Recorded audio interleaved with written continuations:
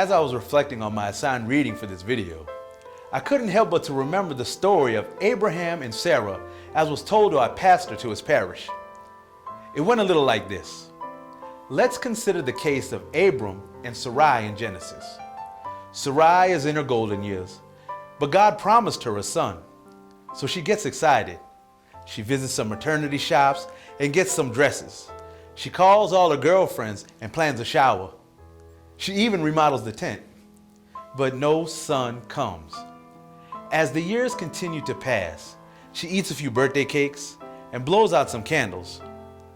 But still no son. She goes through Josephite wall calendar after Josephite wall calendar, but still no son.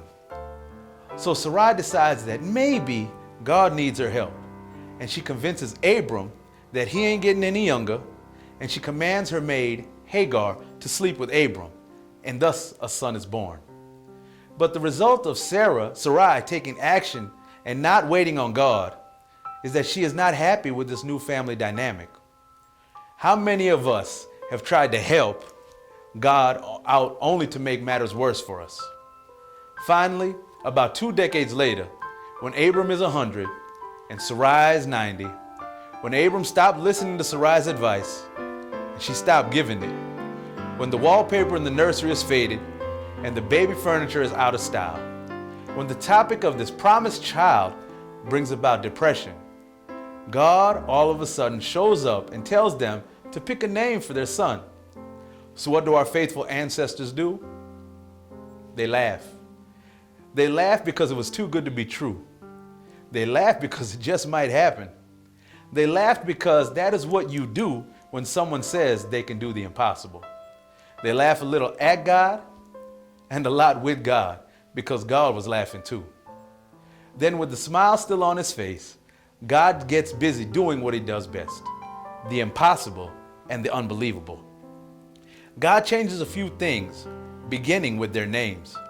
Abram, the father of one, will now become Abraham, the father of a multitude. Sarai, the barren one, will now become Sarah, the mother. But their names aren't the only thing God changes. He changes their minds. He changes their faith. He changes the way they define the word impossible. In the parable from today's readings, we hear about the fig tree and the person waiting on it to cultivate fruit. So many of us have been waiting on a blessing, just like our ancestors, Abraham and Sarah.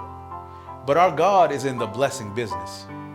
So this week, ask yourself, what is it that God is trying to change in me? It may be an attitude, a bad habit, your prayer life, maybe more service to others. Whatever it may be, we are called to wait on Him. His timing is perfect, church. As we say at St. Peter Claver, my home parish, He may not come when you want Him, but He'll be there right on time. So this Lent, let's try to show and live God's mercy. Peace and God bless you all.